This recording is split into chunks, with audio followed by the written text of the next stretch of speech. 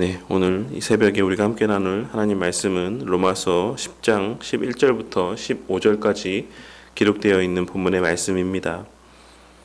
우리는 어제 새벽에 구원을 받았다는 것은 우리가 우리 주님의 죽으심과 다시 사심을 그 마음 가운데 믿고 또한 그 사실을 우리의 입으로 시인함을 통해 확인되어지는 것이다라는 사실을 함께 생각해 보았습니다. 그리고 그 사실은 예수님의 죽으심이 우리의 죄 때문이다라는 사실을 믿는 것이고, 그 믿음은 반드시 하나님의 우리를 향한 그 사랑을 깨닫고 우리의 하나님을 향한 사랑을 불러일으키는 것이며, 하나님을 향한 그 사랑은 우리가 하나님의 사랑을 아는 정도에 비례해서 커져가는 것이 우리 주님께서 우리에게 계속해서 증거하시고 있는 말씀에 기록된 내용이라고 할 수가 있을 것입니다. 그리고 그 사랑은 반드시 우리 삶에서 그 사랑에 합당한 열매를 맺게 되어 있는 것이고, 우리의 입술과 또한 우리의 삶을 통해 증거되어질 수밖에 없는 것입니다. 그렇기에 우리 신앙의 삶에서의 원동력은 십자가 대속의 사랑인 것이며, 그것을 알고 기뻐하며 감사하는 자들이 어제 우리가 수요 예배 때도 함께 나누었던 말씀의 내용에서와 같이 외적인 행함의 무게 가운데 눌리지 아니하고, 또한 죄에 대한 정죄함 속에 그 믿음이 파손하지 아니하고, 그리스도 안에서의 참된 자유함 가운데 온전한 그리스도인의 삶을 살아갈 수가 있는 것입니다. 느헤미야는 바로 그와 같은 맥락에서 느헤미야 8장 10절에 기록된 말씀에서 여호와로 인하여 기뻐하는 것이 너희의 힘이니라 라고 증거하였던 것입니다. 오늘 말씀은 그와 같은 은혜가 어떤 특별한 사람들에게만 허락된 것이 아니라 유대인이나 이방인 모두에게 허락된 보편적인 은혜라는 사실을 다시 한번 증거하고 있습니다. 하지만 우리가 반드시 깨달아야 될 것은, 마음 가운데 새겨야 될 것은, 오늘 말씀에 인용된 이 본문의 말씀이 보편 구원론을 뒷받침해주는 의미로서의 말씀이 아니라는 것입니다. 우리는 십자가 대속의 사역이 이 땅에 존재하는 모든 이들에게 효력이 있는 것이 아니다라는 사실을 믿고 있습니다. 예수님께서 십자가에서 흘리신 그 보혈의 은혜와 가치는 오직 하나님의 창세전에 구원하시기로 작정하신 자들에게만 유효하게 적용되는 것입니다. 그러므로 오늘 말씀에서의 누구든지 그를 믿는 자는 부끄러움을 당하지 아니하리라, 그리고 누구든지 주의 이름을 부르는 자는 구원을 받으리라 라고 하는 말씀에 담긴 의미가 마치 그 주체가 우리인 것처럼, 우리가 믿고 우리가 주의 이름을 부를 수 있는 것처럼 기록이 되어 있는 것이긴 하지만, 실제로는 그 주체를 하나님에게 적용하여서 이해를 해야지만 그 뜻을 오해하지 않고 하나님께서 전하고자 하시는 그 본래의 취지대로 이해할 수가 있는 것입니다. 그러니 이 말은 하나님께서 그를 믿게 하는 자는 누구든지, 그것이 유대인이든 이방인이든 상관이 없이 부끄러움을 당하지 아니하리라. 하나님께서 주의 이름을 부르게 하는 자는 누구든지, 그것이 유대인이든 이방인이든 상관없이 구원을 받으리라 라는 의미로 이해를 해야지만 되는 것입니다. 바울 사도는 구원의 능력과 가치가 적용됨에 있어서 유대인이나 이방인 사이에 아무런 차이가 존재하지 않는다라는 사실을 강조하기 위해 지금 이와 같은 말을 증거하고 있는 것입니다. 그리고 이어서 바울 사도는 복음 전파에서의 아주 중요한 원리 하나를 증거하고 있습니다. 하나님께서 그를 믿게 하는 자는 누구든지 부끄러움을 당하지 않을 것인데, 그리고 하나님께서 주의 이름을 부르게 하는 자는 누구든지 구원을 받을 것인데, 그 믿게 하심과 이름을 부르게 하심의 주체는 하나님이시지만 그 수단은 하나님께서 보내신 자들을 통해서라는 것입니다. 바울 사도는 지금 예수님의 부자와 나사로에 대한 비유의 말씀에서 증거하셨던 내용인 모세와 선지자들에게 듣지 아니하면 비록 죽은 자 가운데서 살아나는 자가 있을지라도 권함을 받지 아니하리라 하였다 하시니라 라고 기록된 말씀의 내용을 근거로 또한 증거하고 있는 것이라 할 수가 있는 것입니다. 누구든지 예수님을 믿는 자는 부끄러움을 당하지 아니하고 누구든지 예수님의 이름을 부르는 자는 구원을 받을 것인데 그것은 오직 하나님께서 보내신 자들이 증거하는, 전파하는 기록된 말씀들을 통해서만 이루어지는 일이라는 사실을 증거하고 있는 것입니다. 오늘 말씀이 우리에게 증거하는 바는 구원에는 차별이 없다는 것으로 우리가 복음을 전해야 하는 대상에는 차별이 없다라는 사실을 증거하고 있다라고 할 수가 있을 것입니다. 하나님 편에서는 창세전에 구원하시기로 작정하신 자들이 있지만 우리는 그것을 알 수 없습니다.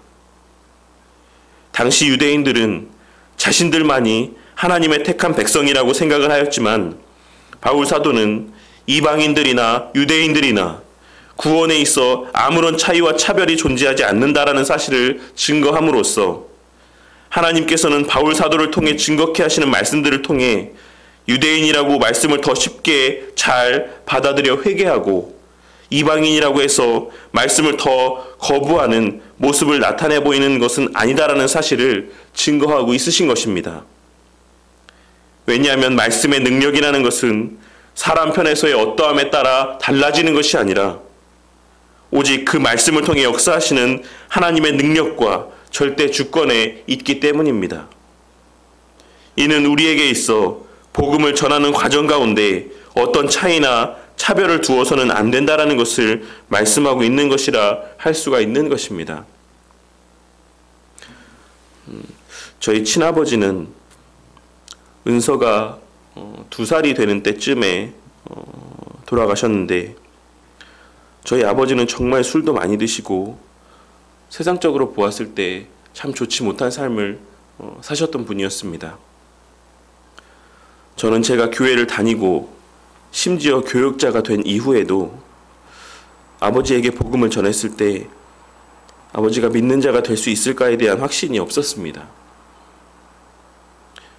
확신이 없었다라기보다는 저희 아버지가 예수를 믿고 신앙을 고백한다라는 것은 불가능한 일이라고 생각을 했습니다.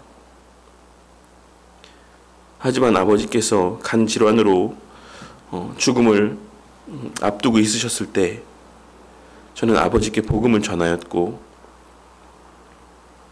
저희 아버지께서는 돌아가시기 전에 하나님 앞에 회개하고 신앙을 고백하고 이 땅에서의 삶을 마치셨습니다. 우리는 우리가 구원을 받을 자, 받지 못할 자를 판단해서는 안 되는 것입니다. 왜냐하면 하나님께서 구원하실 자를 정하셨다라는 것을 안다는 것은 하나님께서 정하셨다라는 것을 안다는 것이지 누굴 정하셨다라는 것을 안다는 것을 의미하는 것은 아니기 때문입니다. 우리는 늘 우리에게 들려주시는 말씀, 누구든지 주를 믿는 자는 부끄러움을 당하지 아니하리라는 말씀과 누구든지 주의 이름을 부르는 자는 구원을 받으리라는 말씀을 신뢰하며 하나님의 능력과 역사하심을 기대하는 가운데 누구에게든지 복음을 전해야지만 되는 것입니다. 그러할 때 우리는 우리 편에서는 절대 믿지 않을 것 같이 여겨졌던 이들이 회심하고 주를 믿게 되는 것을 목도하게 될 것이며 그러한 과정들을 통해 구원에 있어서의 하나님의 절대 주권을 다시 한번 확인하고 하나님께 감사와 찬양과 영광을 돌리게 될 것을 확신합니다. 또한 오늘 말씀은 둘째로 주님 앞에서의 아름다운 삶은 복음을 전하는 삶이라는 사실을 증거하고 있으신 것입니다. 아름다움은 인간이 추구하는 본성 가운데 하나입니다. 그렇게 이 세상에 존재하는 거의 모든 이들이 자신의 외모가 다른 이들에게 아름답게 보이기를 원하며 자신의 삶이 다른 이들에게 아름답게 기억되기를 간절히 바라는 것입니다. 하지만 우리가 잘 아는 바와 같이 참된 아름다움은 외적인 것으로 말미암는 것이 아니라 내적인 것에서 발현되는 것이라는 사실을 명심하는 우리 모두가 되기를 바라겠습니다. 그리고 그것은 영적인 면에서의 아름다움도 마찬가지입니다. 오늘 말씀에서의 좋은 소식을 전하는 자들의 그 발이 아름답다라고 말씀하고 있으신 것은 외적인 행위에 초점을 맞춘 말씀이 아닙니다. 이는 어제 우리가 함께 나눈 말씀에서와 같이 무엇이 가장 가치 있고 소중한 것인지를 아는 마음에서 비롯된 복음 전파를 의미하는 것이고, 참된 사랑이 무엇인지를 아는 자들의 그 마음의 깨달음과 확신에서 비롯된 복음 전파를 의미하고 있는 것이라 할 수 있는 것입니다. 하나님께서는 우리가 먼저 하나님의 사랑을 알고 그 하나님의 말씀의 가치와 하나님 그 자신의 가치를 알고 그것이 정말 좋은 것임을 깨닫고 확신하는 가운데 그것을 혼자만 알고 있는 것이 아니라 다른 이들에 대한 긍휼과 사랑의 마음으로 그 사랑을 전하는 자들의 발걸음을 아름답다라고 말씀하시고 그 마음을 아름답다라고 말씀하고 있으신 것이라는 사실을 우리는 분명히 깨닫고 각자의 마음 가운데 새겨야지만 되는 것입니다. 구속 역사는 하나님께서 주권적으로 성취해 가시는 것이지만 우리를 통해 하나님께서 택하시고 보내신 자들을 통해 성취해 가시는 것임 또한 잊지 마시는 성도님들이 되시기를 바라겠습니다. 그리고 우리가 이 땅에서 살아갈 수 있는 가장 아름다운 삶의 모습은 바로 오늘 말씀에 기록된 바와 같이 우리가 먼저 받고 우리가 먼저 알고 누리며 또한 만끽하고 있는 하나님의 사랑을 우리 또한 다른 이들에게 전하는 것이라는 사실 또한 명심하는 우리 모두가 되기를 바라겠습니다. 최소한 우리가 다른 이들 앞에 외적으로 아름다워 보이기 위해 애쓰는 것만큼이라도 하나님 앞에 아름다운 자들로 보여지기 위해 그만큼의 수고와 열심을 나타내 보이는 우리 모두가 되기를 바라겠습니다. 그리고 그 복음을 전함에 있어 그 어떤 편견이나 선입견을 갖지 않기를 바랍니다.